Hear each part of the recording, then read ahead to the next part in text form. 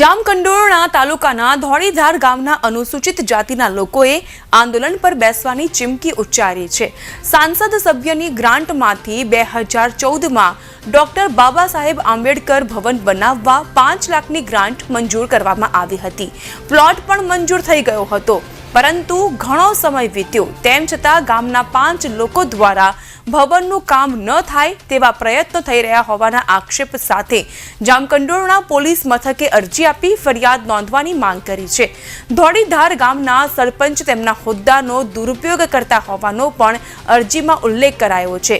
વધુમાં જે પ્લોટમાં બાબા સાહેબનું સ્ટેચ્યુ હતું તેને પણ ખંડિત કર્યું હોવાના આક્ષેપ થયા। અરજદારોએ આરોપીઓના ત્રાસથી ગામ છોડીને હિજરત કરવાની ચીમકી પણ ઉચ્ચારી, તેથી જવાબદાર લોકો સામે કડક કાર્યવાહી થાય તેવી માંગ કરાઈ। જે કોઈ જમીન અમારી મળેલ હતી 7-8 નંબરનો પ્લોટ, એની માટે એ લોકો રાધા રમણ એટલે કે રાધે કૃષ્ણનું મંદિર બનાવવા જતા હતા।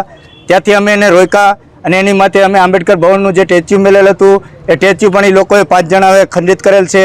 એ 5 જણા વિરુદ્ધ અમે આજે ધોળીધાર ગામથી તમામ દલિત સમાજના તમામ સભ્યો એટલે કે 100 થી 150 માણસો આજે પોલીસ સ્ટેશને આવેલ છે અને એ 5 જણા વિરુદ્ધ ફરિયાદ દાખલ કરવા માંગીએ છીએ। તો અમારી ફરિયાદ પોલીસ સ્ટેશનમાં કોઈ લેવા માંગતા નથી। જો આ ફરિયાદ લેવા નહીં માંગે તો અમે ઉગ્ર આંદોલન કરશું અને ધારણા ઉપર પણ બેસશું।